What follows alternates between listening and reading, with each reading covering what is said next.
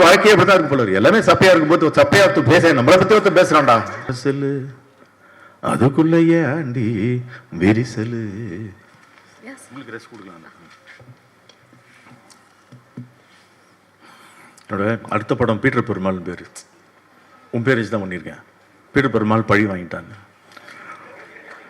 அதில் ஒருத்தன் வந்து ரொம்ப குள்ளமாக இருப்பான். அவனோட லவ்வர் வந்து டாவடிக்கிறது ரொம்ப ஹைட்டாக இருக்கும். நான் தாண்டும் போதெல்லாம் ரொம்ப சண்டை போட்டே இருப்பானுங்க. ஒரு நாள் ரொம்ப இறைச்சலாக போய் டேய் நான் அவசரம் வெளில போயிட்டுக்கிறோம் மேட்டர் என்னன்னு ஷார்ட்டாக சொல்லிட்டான்னு. அவன் காதில் வந்து குசு குசுன்னுமா டேய் இவங்க மேட்டரே ஷார்ட்றான்னு. அது மாதிரி ஷார்ட்டாக பேசணுங்கிற ஒரு நிலைமையில கொண்டு வந்து வச்சுருக்கீங்க. இப்போ நான் அந்த தூங்காமனம் ஆடியோ ரிலீஸ் ஃபங்க்ஷன் சொன்னேன். கமல் பிரகாஷ் எல்லாம் இருந்தார். எனக்கு மொத்தம் தான் 12 நிமிஷம் பேச விட்டாங்க. சின்ன 2 நிமிஷம் தான். ஏன்னா நான் பேசும்போது எப்பவுமே வாட்ச் பார்க்க மாட்டேன். எல்லாரும் கேலண்டர் பார்ப்பாங்க.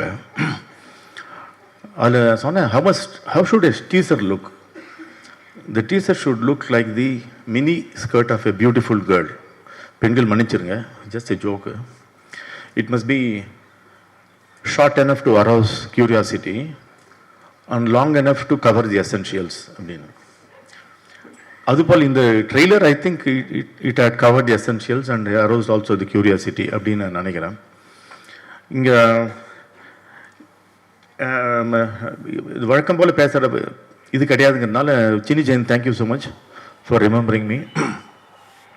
எக்ஸ்ட்ராடனரி ஏர்லியஸ்ட் மிமிக்ரி ஆர்டிஸ்ட் ரொம்ப பாப்புலர் ஆகி ஆக்டர் ஆனதில் வந்து முதல்ல வந்தது சின்னி ஜெயின் தான். அப்போல்லாம் மிமிக்ரி தான் யாருன்னு என்னன்னே தெரியாது. அவர் தான் அதை ஆரம்பிச்சு விட்டது. இது இன்னைக்கு ஜெயராம் எல்லாரும் தாண்டி மணிகண்டன் வரைக்கும் அவர் தான் பித்தாமகன் அதுக்கு.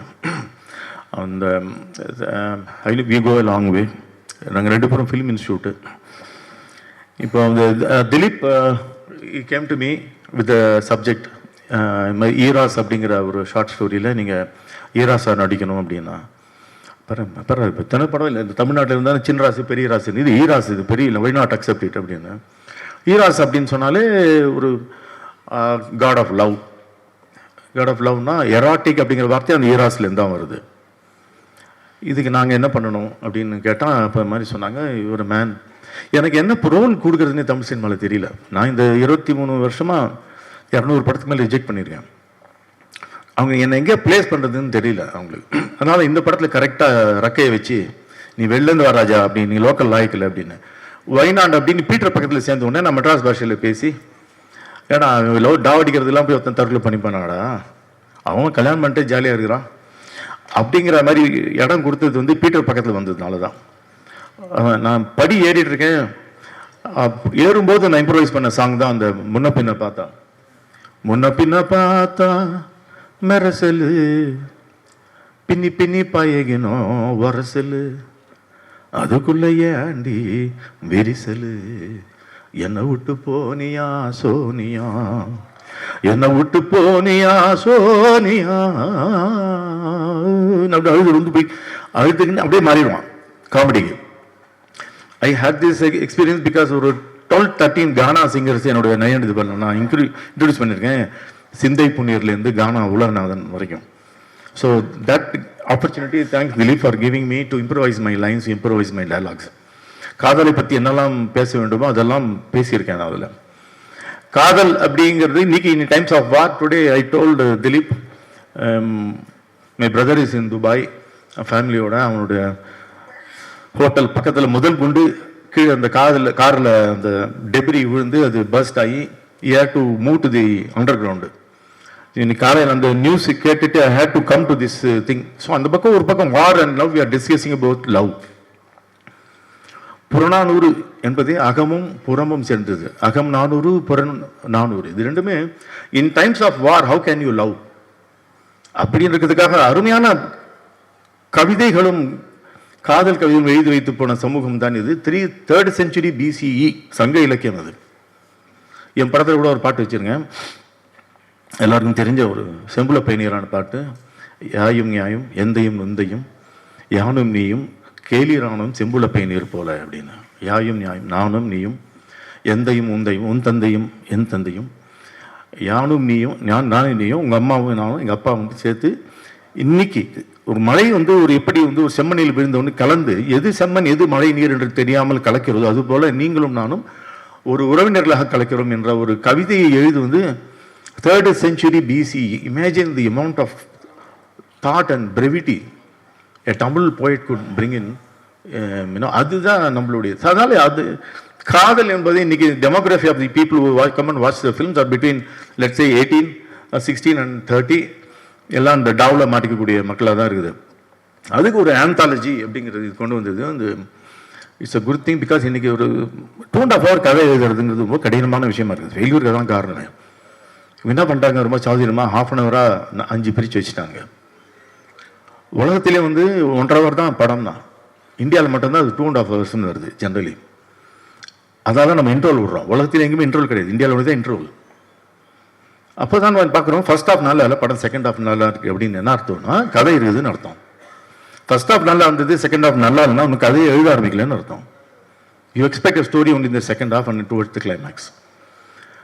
நம்ம நாட்டில் பார்த்தீங்கன்னா இதெல்லாம் ஷார்ட்டாக எடுக்கிறாங்கன்னா ஆதி காலத்துலேருந்து ஷார்ட் ஃபிலிம் தான் எடுத்துருக்கோம். நம்ம ஒரு படம் எடுக்கிறாங்க, ஒரு 5-6 படமாக எடுக்கிறாங்க ஃபுட்டேஜ், அது குறுக்கி 2.5 hour படமாக கொடுக்குறது பெரிய ஷார்ட் ஃபிலிம் தான். 2.5 hour ஷார்ட் ஃபிலிம் அது.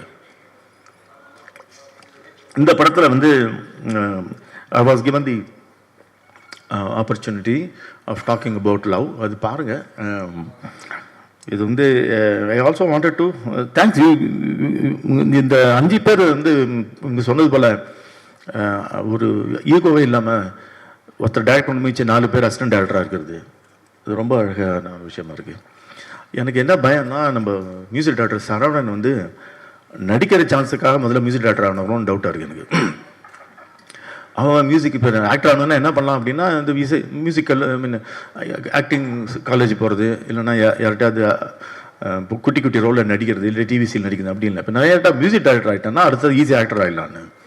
Saravanan, I don't know if you are going to do this. Have any plans of acting? Please let me know, and I can start music directing. You don't have plans for acting? அது ஒரு இடம் vacant. மிக அருமையான ஒரு musician. You have scored great music with lot of sense.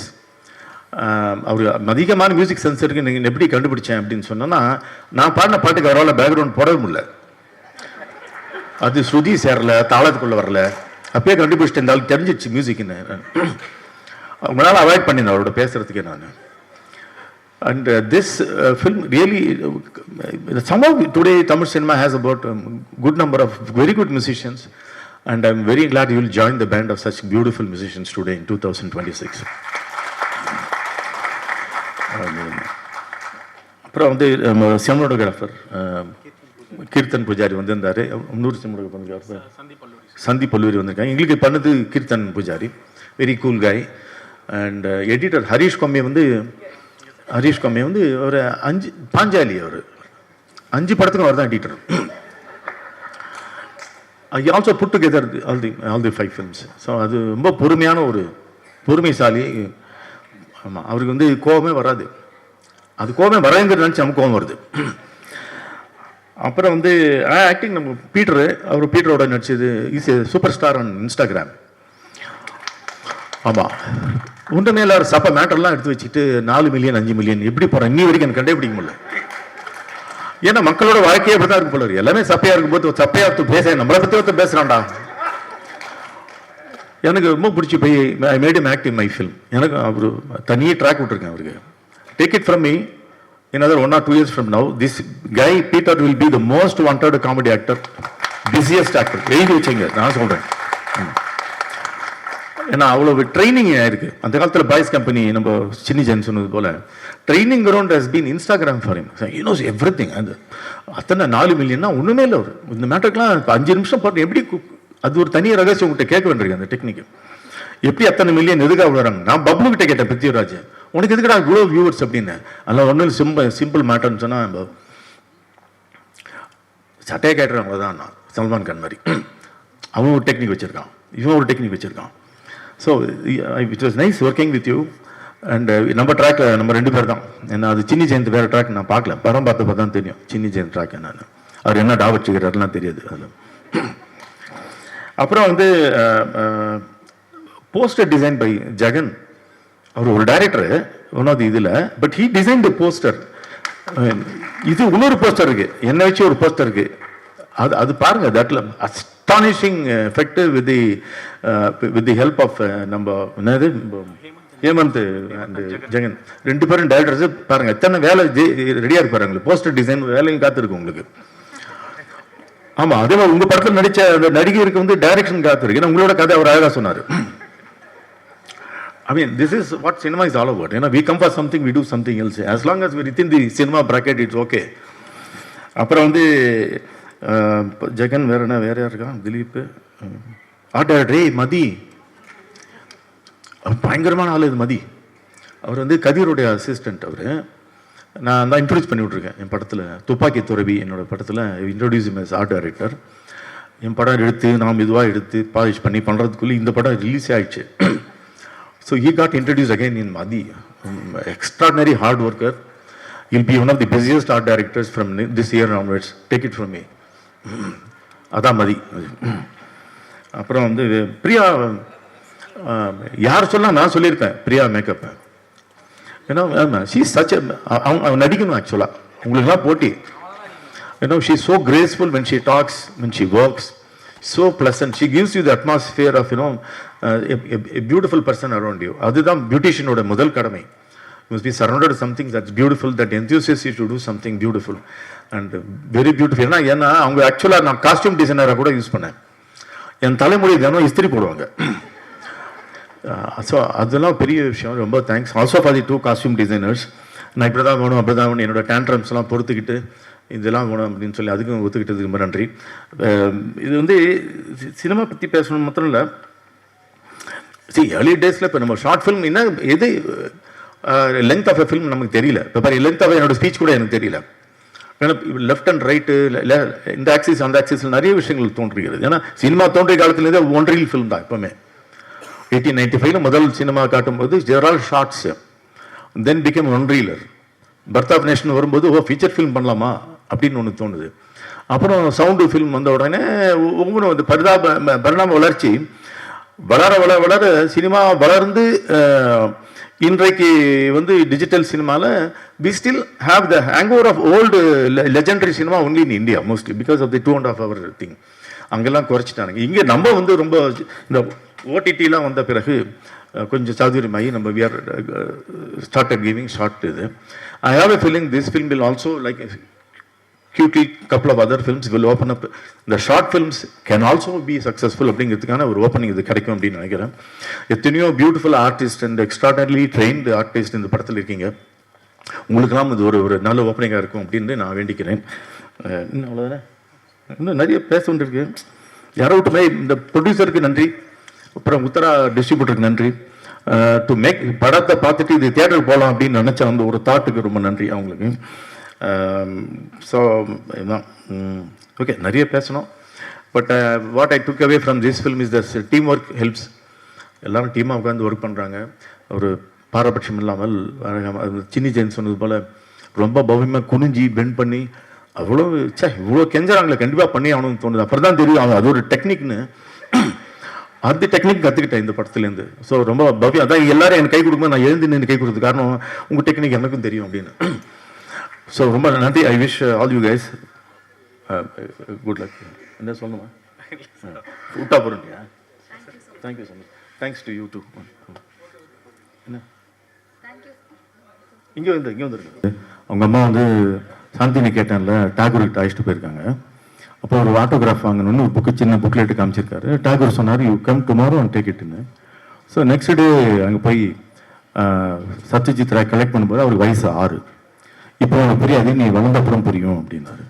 வளர்ந்தப்புறம் அந்த கவிதை என்ன எழுதியிருக்கு அப்படின்னு சொன்னால், நான் இந்த உலகத்தில் உள்ள எல்லா இடத்தையும் பார்த்துருக்குறேன். 7 கடல், எத்தனையோ மலை குன்றுகள், எத்தனையோ நாடுகள், எத்தனையோ மக்கள், எல்லாவற்றையும் சுற்றி பார்த்து வந்த பிறகு அவையெல்லாம் இனி வீட்டு வாசலில் இருக்கக்கூடிய ஒரு இலையின் நுனியில் இருக்கக்கூடிய பனித்துளியில் இருப்பதை மறந்து விட்டேன் அப்படின்னு ஒரு போயம் அது. அதுபோல ஐ am very proud that I introduced Suresh Chandra as PRO in my film with me and Ramya Krishnan in Madangalelu. So இன்னைக்கு மெயினாக நான் இந்த ஃபங்க்ஷன் வந்ததுக்கு காரணமே இந்த மாதிரி பழைய நண்பர்கள் பார்க்கறதுக்குன்னா ஏதாவது ஒரு கல்யாணம் அந்த மாதிரி பார்ப்பேன். அந்த மாதிரி இது வந்ததுக்கு காரணமே சுரேஷ் சந்திரா பார்க்கறது ஒரு முக்கியமான reason. Thank you Suresh Chandra for being with all of us. No wonder you are there with the biggest star because the biggest star knows who you are. Thank you so much. Thank you so much sir. And இப்போ வந்து happy. Thank you. Thank you so much. Thank you. வாழ்க தமிழ்.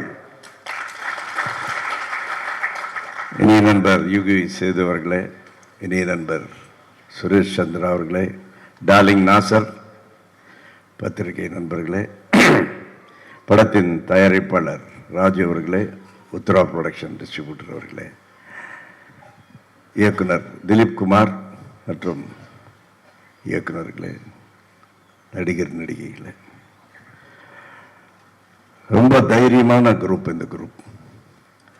கர்நாடகாவிலிருந்து தமிழ் சினிமாவை நம்பி வந்திருக்கீங்க. கண்டிப்பாக Tamil cinema உங்களை கைவிடாது. ஏன்னா வந்தாரை வாழ வைக்கும் தமிழகம். எப்படின்னா தமிழ்நாட்டை நம்பி வந்த சக்சஸ் தான். நான் நடித்த ஃபர்ஸ்ட் படமே கன்னட படம் ரீமேக். கதாசங்கமான புட்டனா கணக்கால் அவர் வந்து டைரக்ட் பண்ண படத்தில் ஒரு பார்ட் முனித்தாயின்னு ஒரு பார்ட். அதில் ரஜினி சார் வந்து வில்லனாக நடிச்சிருப்பார். அதில் உமேஷ்னு ஒருத்தர் நடிச்சிருப்பார். அந்த ரோல் தான் நான் நடித்தேன். அந்த படத்தை ஃபர்ஸ்ட் ஷோ நான் பார்த்த தியேட்டர் இந்த தியேட்டர் தான். கமலா தியேட்டர் தான். கை கொடுக்க நான் வந்து இங்கே பார்த்தேன். ஸோ இந்த டைம்லாம் ரொம்ப கம்மியாக இருக்குன்னாங்க. இந்த படம் வந்து ஒரு 5 பார்ட் எடுத்திருக்காங்க இல்லையா, வவல்ஸ் 5 பார்ட் மாதிரி. அதில் ஒரு பார்ட்டில் நான் ஆக்ட் பண்ணேன். இந்த படத்தை வந்து நான் ரிக்வஸ்ட் பண்ணுறேன் இந்த ப்ரொடியூசர்கிட்டையும் டிஸ்ட்ரிபியூட்டர்கிட்டையும்,